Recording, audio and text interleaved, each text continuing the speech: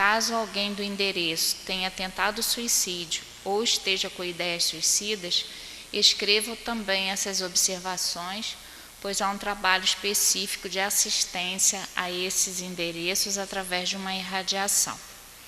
Ao final da reunião, nós temos o atendimento fraterno. Quem desejar conversar, basta dirigir-se aqui a nós para o encaminhamento ao médium autorizado para esse atendimento. E lembrando que a casa tem um serviço de cestas básicas, e no momento nós estamos precisando mais de leite em pó integral. Todos os itens são importantes, nós agradecemos a doação, basta colocar naquela caixa grande que encontra-se em frente à Secretaria Administrativa. E lembrando também que em todas as nossas reuniões públicas nós temos evangelização infantil. Para a evangelização dos jovens, apenas nas reuniões públicas da noite. Quarta-feira à noite, 19h20, e sábado à noite, às 18 horas. E todas elas são 6 reuniões com evangelização para as crianças. E tudo que nós aprendemos aqui de Livro dos Espíritos e Evangelho, as crianças têm um programa específico de acordo com a faixa etária delas. Então é importante trazermos as nossas crianças e jovens. E já estão abertas as inscrições para os cursos do 2º semestre, turmas do que é o Espiritismo e História do Espiritismo. Os interessados devem procurar a Secretaria Doutrinária, que fica ao final ali do salão. Após a reunião pública, quem tiver interessado é só nos procurar aqui. E tem uma companheira da nossa casa, a Carmen Monsores, que ela fez uma cirurgia. Então, como ela recebeu muita bolsa de sangue, a gente precisa ajudar a repor. Quem puder fazer doação de sangue, é só também nos dirigir aqui à mesa para maiores informações. E convidamos a todos para o nosso 8º encontro espírita sobre a família na visão espírita. O tema será estudado é a família e educação. Será dia 28 de julho, das 8h30 às 13 horas. Teremos evangelização infanto-juvenil e o lanche fraterno. E o último lembrete é que sempre nós solicitamos aos frequentadores, todos nós que participamos aqui da casa de Irmão Clarencio, para que em nossas preces possamos incluir os governantes do nosso país, de todas as nações, pela paz do planeta. É uma forma de nós estarmos contribuindo para que um dia realmente tenhamos um planeta feliz, de luz, de muita harmonia. Vamos agora passar a leitura da página que os senhores receberam ao chegar. É uma mensagem do Espírito Emmanuel, do livro Canais da Vida, psicografia Francisco Cândido Xavier. O título é Psicografia. A mediunidade mecânica ou inconsciente é rara. De maneira geral, os médiuns de psicografia têm consciência do que escrevem. A mediunidade consciente confunde-se com a intuição. A falta de compreensão da mediunidade leva muita gente a desistir do seu exercício. Não vamos aqui alongar-nos em considerações que já tivemos oportunidade de tecer nos capítulos precedentes, mas repetimos com Kardec que não deve o médium hesitar em escrever o primeiro pensamento que lhe for sugerido, sem se importar se lhe vem dele próprio ou de uma fonte estranha. A orientação acima é válida também para os médiuns de psicofonia. Um exemplo patente de mediunidade consciente no campo da psicografia é o dos poetas, mesmo quando eles se mostram agnósticos, o que vem provar que a fé do médium novato não é uma condição rigorosa. Um dos mais célebres poetas da língua portuguesa, Fernando Pessoa, era claramente médium. Ele próprio acreditava nisto, embora não tenha assumido a mediunidade e considerasse as entidades comunicantes como simples heterônimos seus, isto é, diferentes nomes seus. Ser médium não exclui o valor pessoal de ninguém que seja médium. Não tivesse Fernando Pessoa a bagagem literária que possuía, os espíritos buscariam inspirá-lo em vão. Aliás, ser médium é até mais difícil do que ser espírito mensageiro. Quase sempre o médium tem que ser um instrumento maleável para os mais diferentes tipos de comunicados. Não existem os que recebem os músicos, os pintores, os filósofos, os poetas. O médium que questiona em excesso a autenticidade da mensagem acaba por anular-se. Se as ideias que grafa no papel são elevadas, deve seguir em frente. Todo bem verte originariamente de Deus. Nós próprios, os espíritos comunicantes, por nossa vez, assimilamos as correntes de pensamento daquelas entidades que habitam planos superiores aos nossos. Se pudéssemos colocar a mediunidade numa equação matemática, teríamos pensamento do espírito manifestante mais pensamento do médium igual mensagem. Evidentemente que tanto no pensamento do espírito manifestante quanto no pensamento do médium existe um sem número de outros pensamentos interferindo. Um livro ou um autor que o médium tenha lido pode interferir no contexto da mensagem que recebe.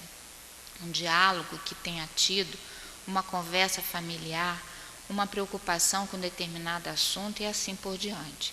Esperar do médium que ele se subtraia totalmente do meio em que vive é esperar o impossível. O médium psicógrafo, consciente ou semiconsciente, não deve permitir que a dúvida lhe prejudique o trabalho. Decida entre querer ser médium ou não ser. E desnecessário que se atormente a vida inteira, como existem médiuns que vivem mergulhados numa eterna luta contra si mesmos. Se não confiam na própria mediunidade, podem trabalhar noutro campo. A seara é imensa e podem dar-se ao luxo de escolher. Agora, o médium disciplinado precisa ter controle sobre as comunicações que recebe. Pior do que descrer é acreditar cegamente em tudo. Falar, no caso da psicofonia, ou escrever, no caso da psicografia, o primeiro pensamento que aparece, mesmo por mais absurdo e incoerente que seja, é colaborar com a obsessão. Não se tome a palavra de Kardec no sentido literal. Por isso, o médium que se preza deve estudar a doutrina para aprender a discernir. Emmanuel. Então, meus irmãos, após a leitura dessa página, nós vamos fazer a nossa prece para iniciarmos os nossos estudos da noite de hoje. Querido Mestre Jesus, reunidos aqui estamos em Teu nome e em nome de Deus nosso Pai, para mais uma reunião pública na casa de Irmão Clarencio. Neste momento, Senhor, rogamos as Tuas bênçãos, não somente para nós encarnados, mas também para todos esses espíritos desencarnados que foram atraídos para este ambiente para acompanhar os estudos da noite. Envolva, Mestre Jesus, especialmente o nosso companheiro Carlos Alberto, que falará para nós em torno do Livro dos Médiuns, e a nossa companheira Águida, que nos falará em torno do Evangelho durante o momento dos passos. Sejamos todos nós, Senhor, envolvidos por essa espiritualidade benfeitora, que mantenhamos os nossos pensamentos unidos no estudo, nas informações, para que realmente tenhamos uma excelente noite de estudos e de preparo para a nossa vida e de fortalecimento para as dificuldades que surgem em nosso caminho. Assim, querido Jesus, que seja em seu nome, em nome desses espíritos amigos, mas acima de tudo em nome de Deus, que possamos dar por iniciada a reunião da noite de hoje. Que assim seja, graças a Deus. Meus irmãos, nós estamos estudando o Livro dos Médiuns às segundas-feiras. Hoje estudaremos o capítulo 13, que fala sobre psicografia. São dos itens 152 até 158. Faremos apenas a leitura do primeiro item para o nosso companheiro ter mais tempo para explanar para nós.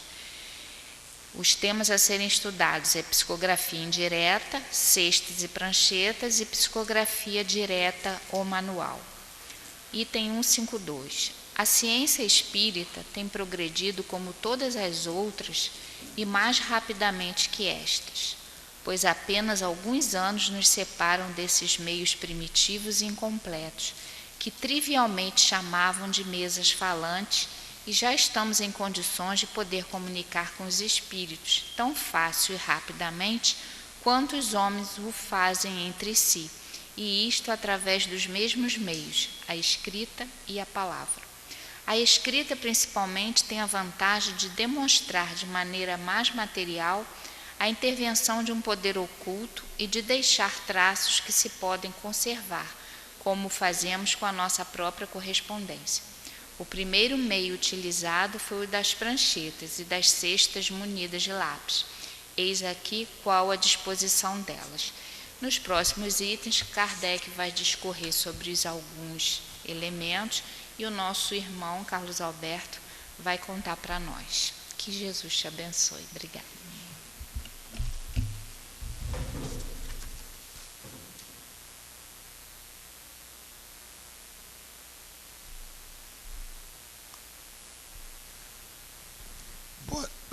Boa noite a todos.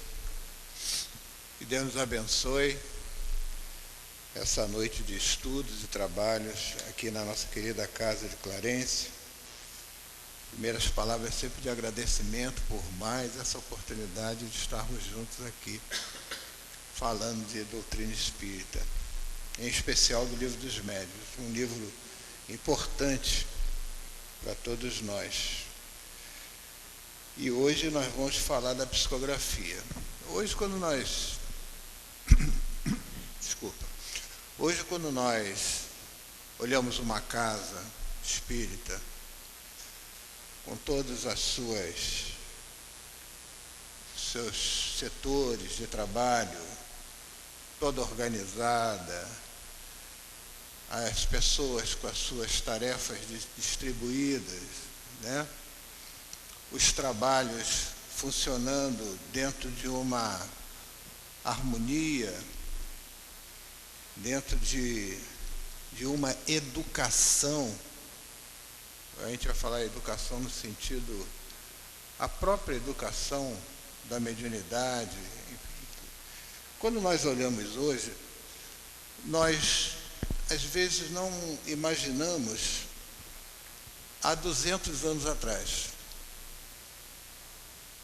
Lá no século XIX, quando aqueles que possuíam mediunidade ostensiva eram muitas vezes perseguidos, principalmente porque a igreja, ela dominava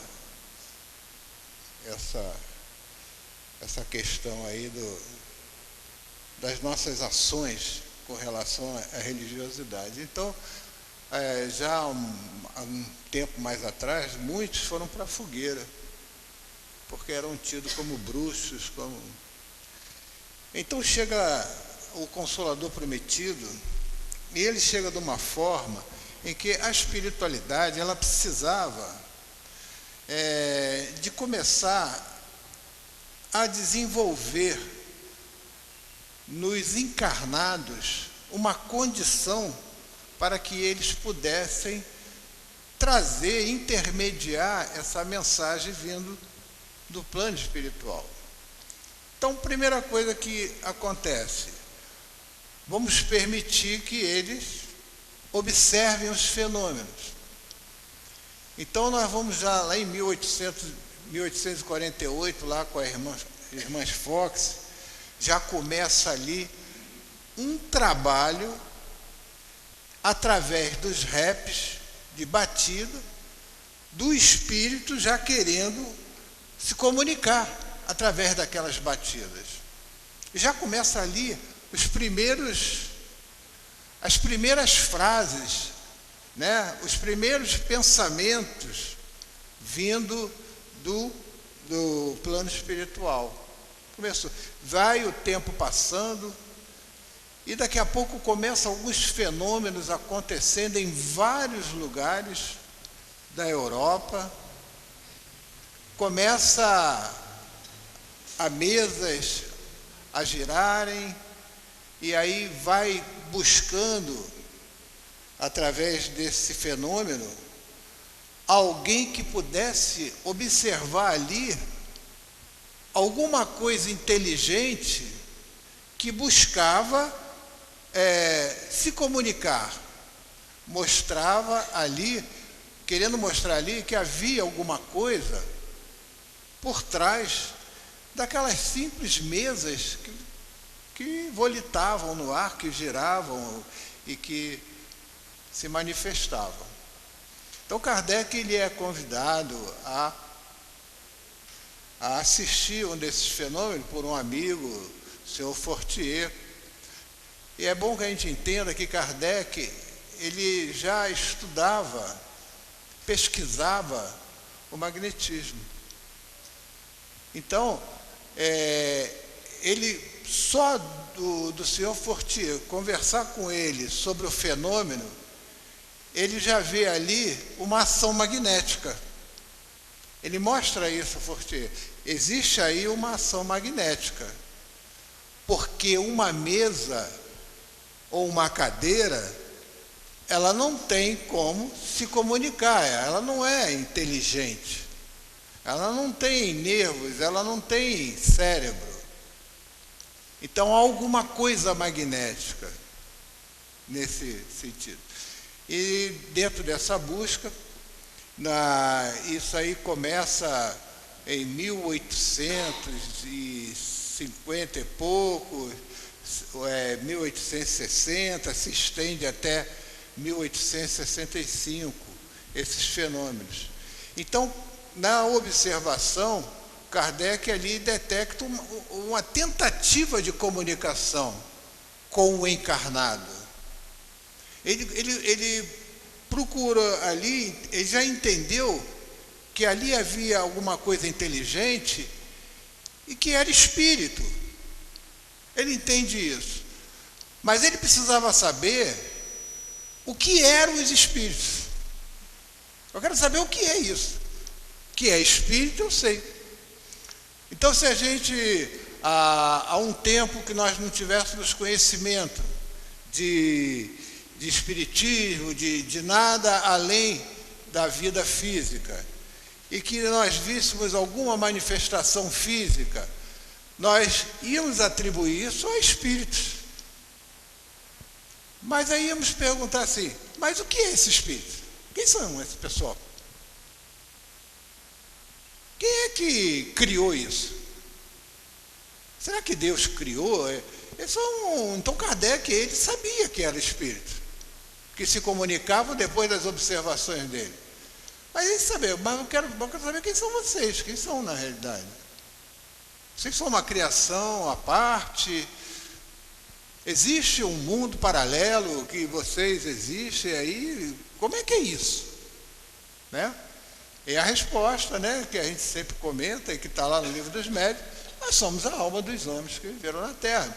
Então Kardec, bom, tudo bem, então agora já sei que os espíritos são a alma dos homens que viveram na Terra. Somos espíritos.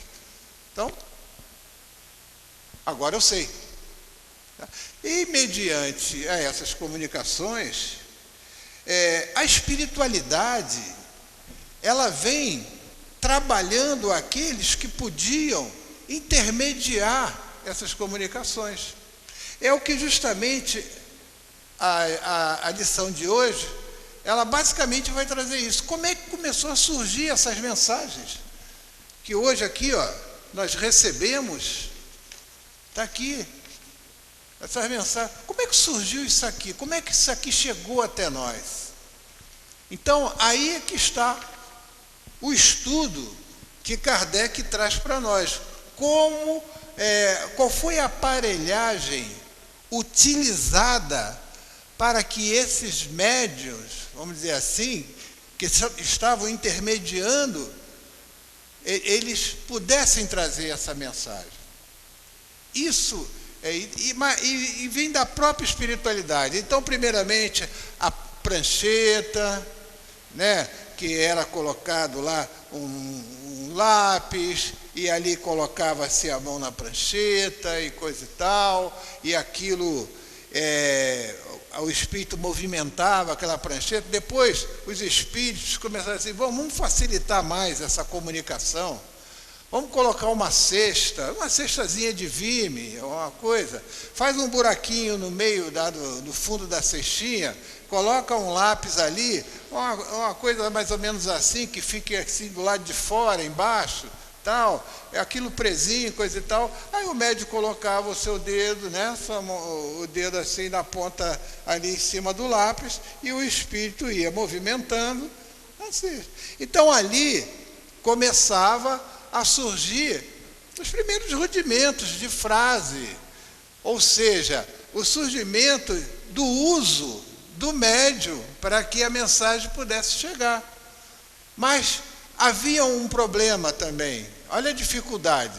Já havia o problema das batidas antes da psicografia, que já tinha que uma batida A, ou 2 batidas B, então era assim problemático para você formar uma frase, era muito cansativo, era uma coisa que até formar uma frase levava-se o dia inteiro, e assim vai. Então, eles foram procurando meios de buscar naquele pessoal um desenvolvimento maior. Aí dentro dessas cestas, vai formando algumas palavras, e as palavras eram juntas, elas não tinha espaço de uma palavra para outra, ia junto. E às vezes palavras não voltava, o espírito ele ia falando direto.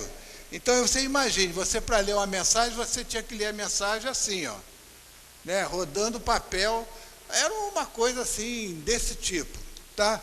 Super difícil, embora já saía a mensagem, já se conseguia até ter trechos, e a coisa foi seguindo, e aí, a partir daí, começou a se entender, a espiritualidade mostrou o seguinte, olha, isso tudo, e basta que o lápis fique na mão do médium. Interessante, né? Então, vamos usar apenas o lápis. Mas, para isso, era necessário que nós, médios, há 200 anos atrás, pudéssemos entender que tá bom, me dá o lápis aí. Mas como funciona isso? Como é que o espírito vai chegar? Como é que ele vai se comunicar, né? Passar a mensagem? E eu estou aqui, vou escrever como? Como é que isso vai chegar? Vai vir através do meu pensamento, vai chegar na minha mão. Então, aí vamos, olha só, vamos aprendendo, tá? Quando eu falei assim, hoje nós olhamos uma casa espírita toda estruturada, né? Tudo funcionando harmoniosamente, tudo tem dificuldade no seu crescimento, é normal, tá? Mas tudo funcionando harmonicamente, há de se convir que antes a Sociedade de Paris foi a grande precursora disso tudo aqui. Antes surgiu uma sociedade lá em Paris, Kardec, que mostrou para todos nós como é uma organização de uma sociedade espírita. E que essa sociedade espírita é instituída como qualquer outra sociedade. Essa sociedade espírita, mas essa sociedade espírita, ela tem pessoas que trabalham que são assalariadas. Na Sociedade de Paris tinha também. Tem nada demais. É só a gente pegar lá as sociedades espíritas, lá no final do Livro dos Médiuns, que nós vamos ver, não há nada demais. Você ter recursos próprios para se sustentar nos pagamentos das contas que chegam de tudo, porque é uma sociedade constituída como outra qualquer. Entendeu? Mas essa sociedade, ela tem um fundo, vamos dizer assim, moral, e até que religioso, podemos dizer assim. Tá? Mas é instituída como outra sociedade, organizada, as coisas funcionando tudo dentro da harmonia. E hoje nós somos o quê? A continuidade dessa. Hoje nós podemos ter, por exemplo, várias rádios espíritas. Mas quando começou no mundo uma rádio espírita, foi a Rádio Rio de Janeiro. Foi a primeira rádio espírita do mundo. E ela que deu o início para que outras pudessem vir, outras rádios pudessem vir. Então as sociedades, elas vão. Mas dentro dessas sociedades, nós precisamos, assim como Kardec, aprender como nós precisamos trabalhar nessas sociedades, organizados, harmonicamente, etc., etc., mas com o conhecimento das nossas atividades. E eu vejo muitas vezes que até existem instituições espíritas que até dizem assim, aqui não tem estudo, porque aqui é um pronto-socorro. Eu digo, eu não vejo nas casas espíritas, nenhuma delas, que aqui não, eu não vejo, aqui é um pronto-socorro. Lá o Leon Denis é um pronto-socorro, lá, enfim, todas as casas espíritas eu vejo como um pronto-socorro. Né? Agora, eu querer dizer assim, aqui é um pronto-socorro, não se precisa estudar, não precisa ter conhecimento. Eu imagino quando eu precisar de entrar num pronto-socorro, em que os enfermeiros, os médicos lá do pronto-socorro não têm conhecimento de medicina. O que eles vão fazer comigo? Eles têm que ter conhecimento, e eu vou te dizer até uma coisa, muito conhecimento. Porque não é fácil você trabalhar no pronto-socorro. Você precisa ter muito conhecimento, muita segurança naquilo que você está fazendo. Tá? Então não tem a casa espírita que não é um pronto-socorro, é um consultório, é uma universidade. Todas as casas espíritas instituídas estudam, e os médios aprendem com os estudos. É o conhecimento daquilo que nós estamos nos propondo a fazer. Por isso a mensagem ela fala, ser ou não ser médium, você tem que decidir. Mas se você decidiu, você tem que conhecer. Você tem que trabalhar essas coisas. Então a espiritualidade na época já ia trabalhando, mostrando uma forma de facilitar aquela mensagem que está chegando. Até lá. Até chegar ao ponto em que você pode. Aí ele pode dizer assim, de repente, aí entra as condições, as aptidões dos médios, de como esses médios vão se submeter àquele trabalho. Então tem as mensagens que são, vamos dizer assim, que vêm indiretamente, ou seja, aquelas que vão vir de um espírito que vai trazer pela forma, vamos dizer assim, pela forma mecânica, em que o médium é tomado o seu braço, né, a sua mão, e ele escreve com inconsciência do que ele está escrevendo. Ele dá a mensagem, escreve, mas ele não tem consciência, porque está mecânico, ele está ali, o espírito tomando esse plexo braquial dele, e ele está escrevendo, mecanicamente. Hoje, isso é uma coisa muito rara, esse tipo de médium psicógrafo. Tá? Então, já começamos a entender que existe esse médium com essa condição, para buscar, para trazer, melhor dizendo, essa mensagem.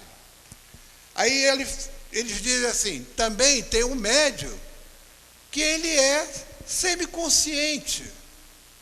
Ou seja, ele está ali com o espírito ali no seu braço, ali no seu plexo braquial, escrevendo, mas com consciência do que ele está escrevendo.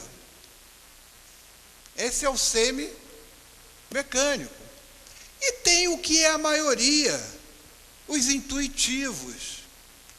Então, precisávamos entender isso para que a psicografia pudesse evoluir.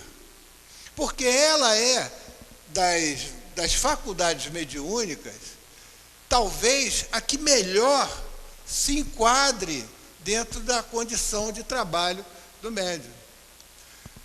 Quando a psicografia e Kardec ele traz a codificação espírita através da psicografia, utilizando-se médiuns, psicógrafos. Então, a facilidade, às vezes a gente pergunta assim, eu fui na França, a coisa mais difícil de achar na França é um espírita. O que é mais importante na França com relação ao espiritismo é o túmulo de Kardec, que é altamente visitado. Aquilo só vive lotado de pessoas visitando. É o túmulo dele. Mas a França, as pessoas dizem assim, como é que pode o espiritismo nascer ali e não tem espírita na França? O espiritismo nasceu na França por uma razão simples. Porque a França ali, Paris, era a cidade de luz, cidade iluminada, a cidade do conhecimento. Naquela época, Paris era alfabetizado. Naquela época, aqui no Brasil, o bonde era puxado a burro, ainda. Então, ao contrário da França, aqui o analfabetismo imperava. Então Kardec reencarna na França. E ali a espiritualidade vai trazer a doutrina espírita ali pelas condições que a França oferecia justamente para trazer as mensagens do plano espiritual, para trazer o conhecimento da vida futura. Então ela precisava de um lugar aonde pudesse desenvolver isso com mais facilidade. E aonde pôde desenvolver? Através da psicografia, num país alfabetizado. Quando o espiritismo começa a chegar aqui no Brasil, né, e hoje, aonde o Brasil é realmente a pátria que acolheu a doutrina espírita, né, e depois do Brasil, nós vamos ver Portugal, em algumas cidades de Portugal. Mas aqui o Brasil acolheu a doutrina espírita, até mesmo porque é a pátria do Evangelho. Então ela migrou para cá. Quando ela migrou para cá, os espíritos precisaram adaptar essa condição. Eu digo, olha, ali, o que impera ali é o analfabetismo. Tem médio bom a beça, mas ali, ó, tudo analfabeto. Como é que você vai trazer? Onde é que a gente vai buscar no médio? Vai ser difícil. Aí vem o quê? Então não tem problema. Vamos pela incorporação. E o Brasil acolhe a doutrina espírita nas manifestações espirituais pela incorporação. Então, ó, vai vendo que a espiritualidade, ela vai buscando formas de adaptação àquele setor. Mas antes precisou vir num ambiente onde a educação já estava bem mais à frente. E veio pela França, até migrar para cá. Tá? Então vem buscando, vem mostrando para a gente que o médium ele precisa dessa condição. E olha aqui a nossa página. Tá? Ele vem falando da mediunidade mecânica, Emmanuel, ou inconsciente, porque mecanicamente o médium não sabe nem o que ele está escrevendo. O espírito está lá escrevendo e coisa e tal. Ele, de maneira geral, os médiuns de psicografia têm consciência do que escreve. Ah, mas eu sou médium intuitivo. Então, você tem consciência do que você escreve. O que a gente não pode esquecer, que nessas manifestações trazidas 200 anos atrás, os médiuns tinham a sua importância dentro daquela manifestação física que acontecia. Então, o que o Espírito, eles assinalavam, né, através das comunicações? Faz o seguinte, senta todo mundo em volta da mesa, senta todo mundo em volta dela, e vamos colocar as mãos na mesa. Os espíritos que davam a ideia. Coloca as mãos. E quando eles colocavam, impunham as mãos, as mesas levitavam e giravam. E ali batiam. Pum, pum. E nessa batida se faz a convenção. Uma batida, letra A, 2 batidas, letra B. Então, eles iam trazendo a ideia, e na ideia você ia trazendo o que eles queriam, tá? As comunicações. Então, aqui ele vai mostrar para a gente. De maneira geral, os médios de psicografia têm consciência de psicografia, porque são, de maneira geral, pode ser um ser mecânico, também é um pouco raro, tá? E intuitivos. Então, tem a consciência. Então, toda mensagem que vem do plano espiritual, o pensamento do espírito passa pelo pensamento do médium. Bom? O mais importante aí é a fidelidade com que o médium traz a mensagem. Quanto mais o médium, dentro da prática, quanto mais maleável ele for, mais fiel a mensagem ele traz. Há psicografias, segundo a espiritualidade, que muitas vezes ali só traz a ideia que o espírito passou, porque tem muito do médium, tá? Mas a ideia veio, que o espírito quer, tá? Mas não veio com aquela fidelidade. Isso é tempo, isso é prática, isso é desenvolvimento, tá? Então ele diz assim: a mediunidade consciente confunde-se com a intuição. A intuição são as nossas experiências, as experiências que nós trazemos, estão ali, na nossa subconsciência, inconsciência, todas as nossas aquisições, tudo. Vocês lembram quando vocês estudam o pressentimento? Quando a gente diz assim: nossa, isso aqui que estão me apresentando está muito legal, muito bom. Eu estou até querendo comprar isso aqui, mas eu acho que eu vou comprar porque está muito bem feito, muito coisa e tal. E lá o vendedor tentando te falar.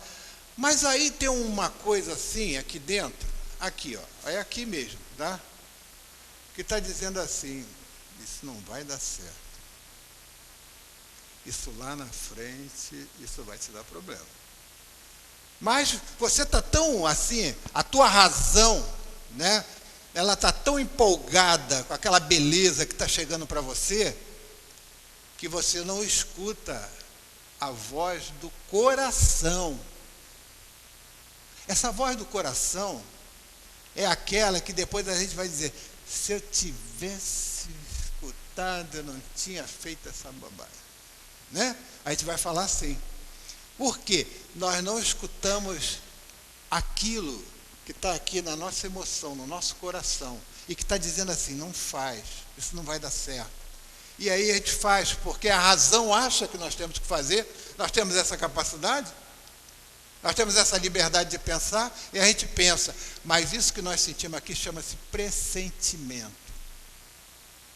Pressentimento. Eu até achava muito engraçado, a minha mãe, ela fazia bullying comigo, a minha mãe. Que eu era jovem, 17 anos, 16 anos, e eu queria sair lá para os meus bailes, e minha mãe dizia assim: meu filho, eu estou com um pressentimento que alguma coisa vai acontecer. Ela acabava comigo, porque minha mãe era uma grande médium, né? Então ela acabava e dizia: mãe, a senhora está falando sério ou a senhora não quer que eu vá?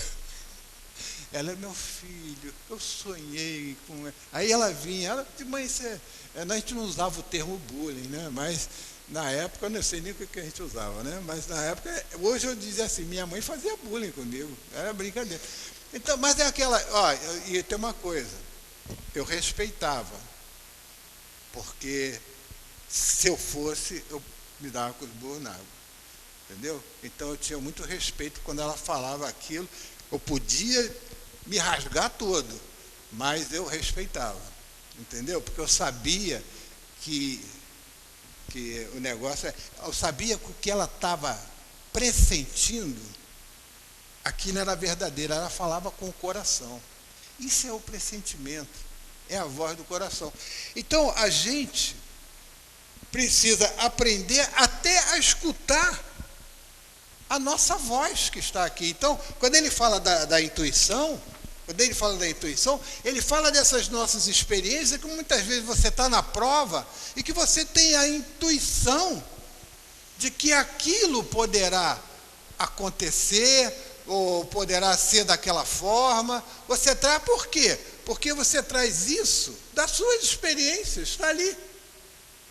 E não esqueçamos que tem as nossas provas, que foram escolhidas muitas vezes por nós ali. E que vai chegar em determinado momento, elas vão se apresentar na vida física.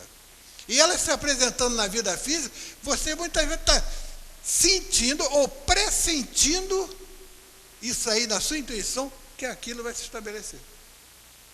Você pressente, você sabe que eu sentia que isso aí ia acontecer, eu sentia que o negócio ia ser dessa forma.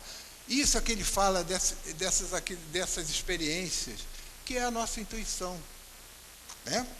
Do qual as mulheres são bem desenvolvidas. A falta de compreensão da mediunidade leva muita gente a desistir do seu exercício. Compreensão. A compreensão é fantástica, porque a compreensão você tem que exercitar dia a dia. Quando você vê alguém numa situação difícil, né, e que você se compadece daquela pessoa, para que você tenha compaixão por ela, antes é necessário que você compreenda, que você tenha essa compreensão. Olha que coisa interessante. Pode ler o livro Ceifa de Luz. Num de seus capítulos, eu não sei qual, fala sobre essa questão, tá? Até para que você possa criar uma empatia com aquela situação, com aquele ser, é preciso que você tenha compreensão. A mediunidade é a mesma coisa. Se eu não compreender, eu vou dizer assim, lá fora, eu não vou, eu desisto. A gente, às vezes, tem a mediunidade e a gente até prefere, né? Vamos dizer assim, porque nós temos livre-arbítrio, né? A gente tem a mediunidade ostensiva, a gente prefere viver nessa desorganização, não que a mediunidade seja desorganizada, mas acontece que a gente, por não ter o foco, né, o satélite da mediunidade, acaba nos desorganizando. Mas a gente prefere mesmo assim viver desorganizado do que propriamente você trabalhar isso, educar isso e trabalhar isso no bem, no bem para você e para o próximo. Mas você prefere viver com todas as atribulações e desconfortos que aquilo pode trazer, mas você diz assim, eu não pedi nada disso. E a gente tem muito cuidado para falar isso, porque depois, quando é desencarnar, eles vão mostrar o contrato assinado lá. Você disse que não pediu, mas aqui, tu tinha assinado antes de ir lá para a Terra. Tá? Então, isso, compreensão. É necessário que tudo que a gente faça, é necessário que tenhamos a devida compreensão daquilo. E isso a gente vai adquirindo dia a dia, todo dia, exercitando, compreendendo. Quando vê uma situação e você, antes de você buscar os seus direitos, é preciso que você tenha compreensão e primeiro você ajude. que se você não compreender, você não vai ajudar, vai buscar o seu direito e vai acabar de enterrar aquele que já está numa situação difícil. Porque é assim, eu tenho um exemplo de um pastor, até jovem ele, que ele conta, estava até no YouTube, estava vendo a pregação dele, e ele diz assim, que ele estava no aeroporto, ele ia fazer uma viagem para Londres, para passear com a esposa, e resolveu tomar um café. E estava lá no aeroporto, foi tomar, ele falou assim, o café do aeroporto custa R$12. Ele até falou assim, o pessoal riu, né? R$12. Mas aí, ele está lá esperando 10, 15 minutos, e ninguém aparece, mas que absurdo, daqui a pouco, a esposa dele fala, daqui a pouco vai dar a hora do voo e a gente não conseguiu tomar um café, cadê, quem é que vai atender? Daqui a pouco vem uma mulher lá dentro, e ela vem com uma coisinha assim, o café, os 2 cafezinhos que já tinham pago, chegou assim na mesa, botou o café e jogou. Ele falou, quando jogou, esparramou o café, né? Ele falou assim, só ali já perdi R$4 de café. Que 4 já foi embora para o espaço, mais 4 da mulher, R$8 de café já foi. Então, aí a mulher dele, a esposa dele, ficou assim, falando assim, olha, isso aí não está certo, chama a gerência, porque não, eu vou falar, eu vou não sei o quê. Ele falou, espera. Aí ele foi até onde a mulher estava. Ele, minha filha, e pegou a mão dela. Ele falou assim, ele nem pediu, ele pegou a mão dela. Minha filha, eu sei que alguma coisa não está bem com você. Ou alguma coisa na sua família, ou alguma coisa. Eu sei o que você está sentindo está te fazendo muito mal. Mas eu estou aqui para te desejar o melhor. Porque aí ele começou a falar, Deus falou. Aí ela começou a chorar. A mulher começou a chorar. Então, de que ela chora, coisa e tal, eles se abraçam, coisa e tal, aí ele tomou o café, aí a esposa dele falou assim, bom, aí eu nem fui atrás dos meus direitos. Ele falou, não, filha, primeiro a gente ajuda, depois a gente corre atrás dos direitos. No nosso direito. Se eu fosse correr atrás dos meus direitos, eu acabava de afundar aquela mulher no poço. Eu não podia fazer isso. Senão, eu não tenho Deus no coração. Ele diz assim, isso é compreensão. É o que nós estamos aprendendo a ter compreensão com tudo que nos envolve. E é aquilo que Jesus diz, você precisa aprender no mundo, mas sem ser do mundo. Ou seja, tenha compreensão, né, com o que está ao seu lado. Compreenda, entenda e ajude. Mas, né, busque a tua espiritualidade, busque alguma coisa de superior sempre, através do amor, né? Então ele diz assim, não vamos aqui alongar-nos em consideração que já tivemos oportunidades de tecer nos capítulos precedentes, mas repetimos com Kardec que não deve o médium hesitar em escrever o primeiro pensamento que lhe for sugerido, sem se importar se vem dele próprio ou de uma fonte estranha. Não hesite. Veio o pensamento, escreva. Ah, mas isso aqui é meu, é do Espírito. Não importa, escreva. Muitas vezes nós começamos nos nossos processos animicamente. É normal. O espírito do médium, ele se manifestar. Então, se veio a oportunidade de escrever, chegou o pensamento, anote. Porque a psicografia era como naquela época, que Kardec, era treinamento. E a psicografia, dentre as faculdades mediúnicas, é a que mais fácil se processa nos treinamentos. Exercício. Então, o médium, ele pode exercitar. Então, ele pode ali, exercendo através da sua intuição, escrever mensagem. Eu não sou médium psicógrafo. Eu não sou. Mas certa vez estava num local onde foi dada a oportunidade da psicografia. Bom, eu nunca tinha psicografado nada, mas estava com papel e com lápis na mão, ali. E ali pedi ajuda ao plano espiritual, se fosse possível, não sei. Mas, pelo menos, eu escrevi para o Dr. Erma, naquela época, falando da mediunidade, ele nunca falou para mim que eu era médium psicógrafo. Ele falou que eu era médium intuitivo. Né? Então, tudo bem. Aí eu estou lá. Aí, de repente, veio umas palavras no meu pensamento, que eu achei que fosse meu. Tudo bem. E escrevi. Aí escrevi umas coisas, eram umas frases assim, bem estranhas, não tinha nada a ver comigo. Aí eu até pensei assim, realmente, esse pensamento acho que não é meu, não. Porque não tem nada a ver comigo, falando de mão com bengala, que não sei o quê. Eu fui escrevendo, escrevi uma folhinha assim desse tamanho aqui, escrevi. Aí tá bom. Aí depois levei a minha psicografia para casa, quando acabou lá o trabalho, coisa e tal. Leram a psicografia.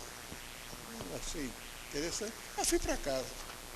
E um dia lá no meu evangelho, coisa e tal, me deparando, que ela estava dentro de um livro, eu me deparando com ela, eu falei assim, a psicografia aqui. Aí comecei a ler. Aí me deu vontade de pegar o lápis. E aí, com uma outra folha, eu comecei a... Saiu uma poesia. Eu fui formando ela ali e virou uma poesia. Um verso. Eu falei, não sou poeta, entendeu? Não tem nenhuma afinidade. Saiu ali. Entendeu? Então, aquilo que Kardec fala assim, você não escreveu, mas apareceu, escreva. Anote. Não, anote para não esquecer, porque muitas vezes eles não utilizam da intuição, eles utilizam da inspiração, entendeu? E às vezes eles te passam uma ideia, aí passa a ideia para você desenvolver e te dão uma frase. Se você não anotar, você pode esquecer. Se o espírito se afastar e não passar outra vez a frase, não vai. Então anota. Não diga assim, essa frase é minha, pode deixar que quando eu chegar em casa eu anoto. Quando chegar em casa, se ela não for sua, tu vai esquecer. E não vai lembrar. Só vai lembrar se ela for sua, aí tudo bem. Mesmo assim, está arriscado você esquecer. Se for eu esqueço. Entendeu? Mesmo sendo minha. Entendeu? Ainda mais eu que já passei de 60, aí mesmo que eu esqueço. Eu esqueço mais, né? É o grau de demência. Então, é isso. Essas são as questões do desenvolvimento do trabalho. E a espiritualidade ia trabalhando aqueles médios já, daquele tempo atrás, aos poucos, ali trabalhando, desenvolvendo eles, dentro daquela psicografia, daquela coisa toda. Então ele diz assim, a orientação acima é válida também para os médios de psicofonia, ou seja, aqueles que trazem a mensagem pela voz, né? Pelas cordas vocais. Um exemplo patente de mediunidade consciente no campo da psicografia é a dos poetas, mesmo quando eles se mostram agnósticos, o que vem a provar que a fé do médium novato não é uma condição rigorosa. O médium novato, ele tem a insegurança natural do começo dos seus trabalhos. É comum o médium, isso aí em qualquer educação mediúnica que você trabalha com aqueles aspirantes a médios ali, você trabalha com eles, é sempre assim, mas quando é meu, quando não é meu? Como é que eu sei que o pensamento é meu quando o pensamento não é? E essas coisas a gente só vai aprendendo com o tempo. Né? Nós só vamos aprendendo. A primeira coisa que a gente pode dizer, eu digo, olha, você estava pensando nisso? Não. Se você não estava pensando nisso, naturalmente, possivelmente, não é o seu pensamento. É o de uma influência externa. Se você não estava pensando nisso. Mas é a dificuldade. Então, o médium novo ele tem essa dificuldade de saber quem é quem nesse contexto todo. O que é meu, o que não é meu. E, às vezes, se torna inseguro por causa disso. É natural nesse começo. E ele vai aprendendo à medida que ele vai, na prática, e no estudo, identificando essas coisas. Então vai chegar um ponto que com o trabalho, assíduo dentro da responsabilidade, dentro do trabalho em geral, nós vamos recebendo mais atributos da espiritualidade. Então é muito comum a gente que está no caminho e que a gente vai chegando uma certa hora que a gente diz assim, nossa, como aparece tarefa, como aparece oportunidade, como aparece isso, né? A gente vai assim, ou seja, eles vão aproveitando a tua condição de responsabilidade, de confiabilidade, de prática e de conhecimento, eles vão te dando mais oportunidades de trabalho. E a gente vai seguindo, e a gente vai aprendendo, e a gente vai continuando. Tá? É assim que as coisas funcionam. Tá? Então, ele diz assim, um dos mais célebres poetas da língua portuguesa, Fernando Pessoa, era claramente médium. Ele próprio acreditava nisto, embora não tenha assumido a mediunidade e considerasse as entidades comunicantes como simples heterônimos seus, isto é, diferentes nomes seus. Ou seja, era outros nomes dele mesmo, aquilo que ele escrevia, tá? Então, mas ele era um médium mesmo. Quem já leu Fernando Pessoa, lê os seus livros, né? Realmente ele tem uma mediunidade espantosa. E eu queria terminar dizendo aqui assim, todo bem verte originalmente de Deus. Nós próprios, os espíritos comunicantes, por nossa vez, assimilamos as correntes de pensamentos daquelas entidades que habitam planos superiores aos nossos. Se pudéssemos colocar a mediunidade numa equação matemática, teríamos pensamento do espírito manifestante mais pensamento do médium. Quando o espírito comunicante ele diz que a sintonia dele com entidades superiores, no livro dos Espíritos, quando o Kardec questiona sobre como ele poderia receber a ação de ajuda dos espíritos, mesmo que fosse em situação da vida material dele, né? Ele faz um questionamento mais ou menos assim no livro dos Espíritos. Então o Espírito responde, ore a Deus e Ele mandará um de nós em teu socorro. Isso é confortador. Ore a Deus e Ele mandará um de nós para te ajudar. Gente, mais confortador do que isso. Então, terminou. Que Deus nos abençoe. Muito obrigado, muita paz.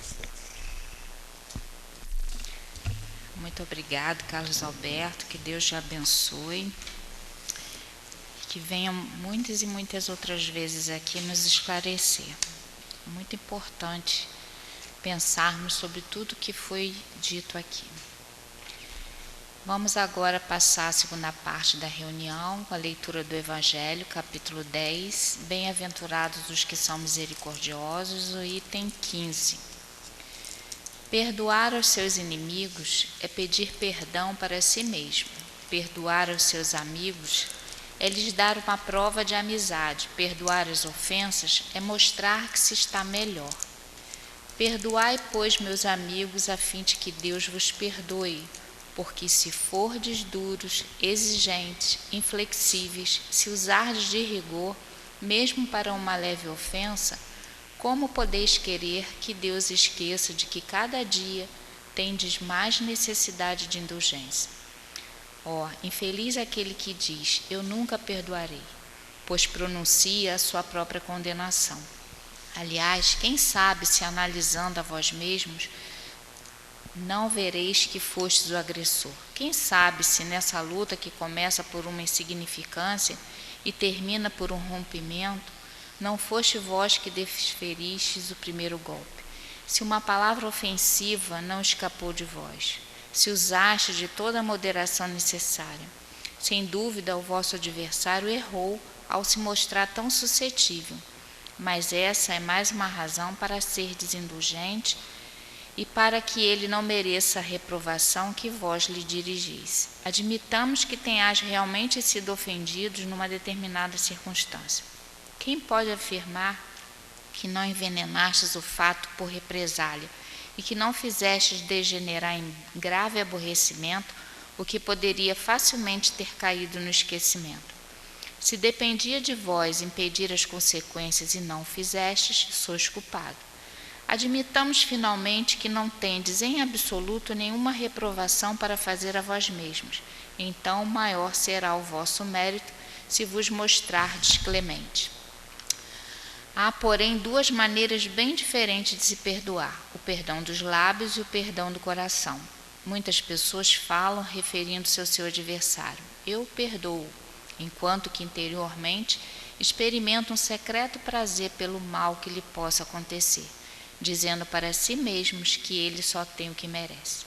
Quantos também dizem: eu perdoo, e acrescentam: mas jamais me reconciliarei.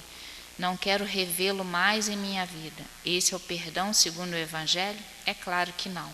O verdadeiro perdão, o perdão cristão, é aquele que tudo esquece, lançando um véu sobre o passado. Esse é o único tipo de perdão que será considerado, porquanto Deus não se contenta com as aparências. Ele sonda o fundo do coração e os mais secretos pensamentos. Ninguém se impõe a ele com palavras e simples fingimentos. O esquecimento completo e absoluto das ofensas é próprio das grandes almas. O rancor sempre é um sinal de baixeza e de inferioridade. Não vos esqueçais de que o verdadeiro perdão se reconhece muito mais pelos atos do que pelas palavras. Paulo, apóstolo, Lyon, 1861. Vamos agora pedir aos nossos companheiros médios que possam tomar as suas posições para o momento dos passos, lembrando a todos que as manifestações mediúnicas são apenas permitidas pelo grupo de médios da nossa casa. Vamos fazendo as nossas orações, mentalizando a figura do nosso querido Mestre Jesus, sintonizando os nossos benfeitores amigos, para que esse momento do passe possa ser aproveitado por nós totalmente. E mais uma vez, Jesus, voltamos o nosso pensamento a Ti rogar por este instante dos passes, que sustente e ampare os nossos companheiros médios, que eles possam trazer desses espíritos benfeitores da casa toda a energia que vai nos proporcionar momentos melhores, momentos de equilíbrio físico e espiritual. Obrigada, Senhor Jesus, por estar junto ao nosso coração. Graças a Deus.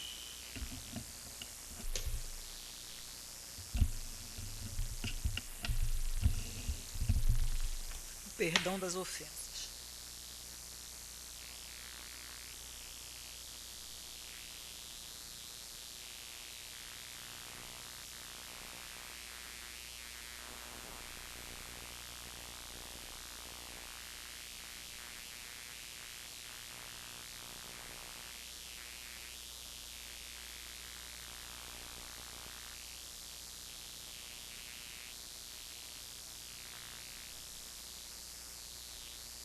Os inimigos,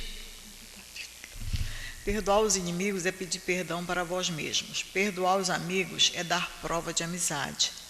Perdoar as ofensas é mostrar que se melhora.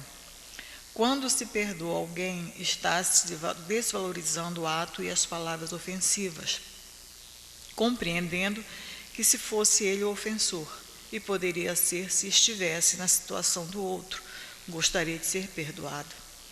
Está-se também no ato de perdoar, pedindo perdão a Deus pelas próprias faltas, porque, não existindo na terra quem não as cometa, todos precisam do perdão. Perdoai, pois, meus amigos, para que Deus vos perdoe, porque se fordes duros, exigentes, inflexíveis, se guardardes até mesmo uma ligeira ofensa, como quereis que Deus esqueça que todos os dias tendes grande necessidade e urgência? Quem quiser desenvolver a capacidade de perdoar que existe no espírito desde a sua criação, deve, sempre que se sentir ofendido, magoado, ferido, antes de qualquer reação, fazer-se as perguntas que São Paulo nos ensina. Como começou tudo isso? Terei sido o primeiro a ofender? Terei dado o primeiro motivo para um revide? Terei dito algo ofensivo? Fui muito impulsivo, sem moderação? Reagi a qualquer coisa com palavras venenosas? Será que eu não poderia ter evitado que tal situação chegasse a esse ponto? Se apenas uma dessas perguntas merecer a resposta sim, a culpa da situação não é somente do ofensor. Houve a contribuição do que se julga ofendido. Se o ofendido atual poderia ter evitado o agravamento de algo que começara como um simples aborrecimento e não o fez, é também culpado. Se a culpa maior é do outro, mas precisa ele de indulgência. Se todas as respostas forem não, o mérito do perdão será muito maior, engrandecendo quem for capaz de ser clemente. O verdadeiro perdão, o perdão cristão, é aquele que lança um véu sobre o passado. É o único que vos será levado em conta, pois Deus não se contenta com as aparências. Sonda o fundo dos corações os mais secretos pensamentos e não se satisfaz com palavras e simples fingimentos. O esquecimento completo e absoluto das ofensas é próprio das grandes almas. O rancor é sempre um sinal de baixeza e de inferioridade. Não esqueçais que o verdadeiro perdão se reconhece pelos atos, muito mais que pelas palavras. Graças a Deus. Chegamos ao término da nossa reunião da noite de hoje. Mais uma vez, vamos agradecer a Deus por ter permitido de estarmos aqui nessa convivência com esses espíritos amigos desta casa, do nosso querido irmão Clarencio, nossos espíritos amigos, e que possamos realmente sair daqui melhores do que quando chegamos, levando em nossos corações a certeza de que sempre haverá um espírito amigo velando por cada um de nós. Abençoe, Senhor Jesus, aos trabalhos que a casa desenvolve, as tarefas desse mês do encontro da família. Que nossa querida Anália Franco, que é a patrona desse estudo, esteja envolvendo todos aqueles trabalhadores que estão envolvidos no trabalho, no estudo, na apresentação, que todos nós possamos nos sentir sensibilizados a aqui comparecerem no dia do estudo para aprendermos sobre a família, tão importante nesse processo de regeneração do nosso planeta. Pedimos também, querido Mestre, que os espíritos benfeitores de todos os governantes, não somente do nosso país, mas de todas as nações, possam intuir, falamos tanto de intuição, que eles possam realmente intuir os seus tutelados, levando-os às melhores decisões para o bem das populações, das comunidades, enfim. E que possamos, Jesus, em Teu nome, em nome do nosso querido irmão Clarencio, mas acima de tudo em nome de Deus, darmos por finalizada a nossa reunião de estudos e passes da noite de hoje. Que assim seja, Senhor. Graças a Deus.